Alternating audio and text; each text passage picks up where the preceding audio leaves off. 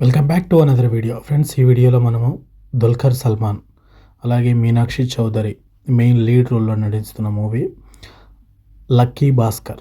ఇది మామూలుగా నా అంచనా ప్రకారం మామూలుగా అయితే ఇది 1980 లేదంటే 1950, ఎందుకంటే టైం పీరియడ్లోది. ఎందుకంటే మగధ బ్యాంక్ అని అలాగే పాతకాలం అంటే కొద్దిగా సిమిలారిటీస్ పాతకాలంలో ఉన్నట్టున్నాయి. బహుశా 1980 లేదంటే 1990 లేకుంటే 1880 ఆ టైంలో పీరియడ్లో ఈ మూవీ స్టోరీ లైన్ ఒక బ్యాంకులో పనిచేస్తున్న ఎంప్లాయ్. తను ఒకానొక సిచ్యువేషన్లో బ్యాంకులో మోసం చేశాడా లేకంటే ఎత్తేసాడా, క్యాషియర్గా పనిచేస్తున్నవాడు ఏం చేశాడో తెలియదు, కానీ దగ్గరగా 30 కోట్లు లేదంటే 300 కోట్లు తారుమారవుతుంది. అది ఎవరు చేశారు అసలు? ఈ సాదా సీదాగా ఏమీ నోట్లో ఏరు పెట్టినా కొరకలేని వాడు ఎందుకు ఇంత ఇదిగా చేశాడు అనేది మిగతా స్టోరీ లైన్ అనుకుంటున్నాం. అది స్కామా లేకంటే హవాలా డబ్బులా, ఎలా ఏం కథ అనేది చెప్పేది మనకు మూవీలో తెలుస్తూ ఉంటుంది.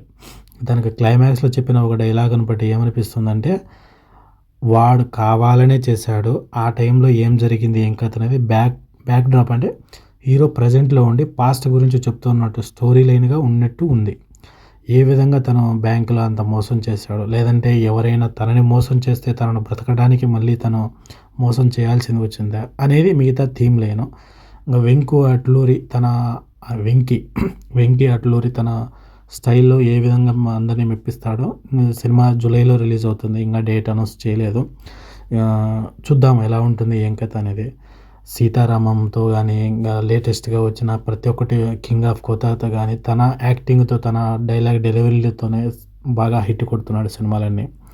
చూద్దాం ఈ లక్కీ భాస్కర్ అనేది ఎంతవరకు హిట్ అవుతుంది ఏం కథ అనేది. మ్యూజిక్ వచ్చేసి జీవి ప్రకాష్ మ్యూజిక్ అయితే కొద్దిగా హెవీగా అనిపిస్తుంది. బ్యాక్గ్రౌండ్ స్కోర్ కానీ మామూలుగా పేరు చెప్పినప్పుడు అవన్నీ బ్యాక్గ్రౌండ్ స్కోర్ కానీ అన్నీ బాగున్నాయి. చూద్దాం ఎంతవరకు సక్సెస్ పొందుతాడు ఏ విధంగా అనేది. ఈయన మన వరుసంగా భారీ హిట్లు పడుతున్నాయి.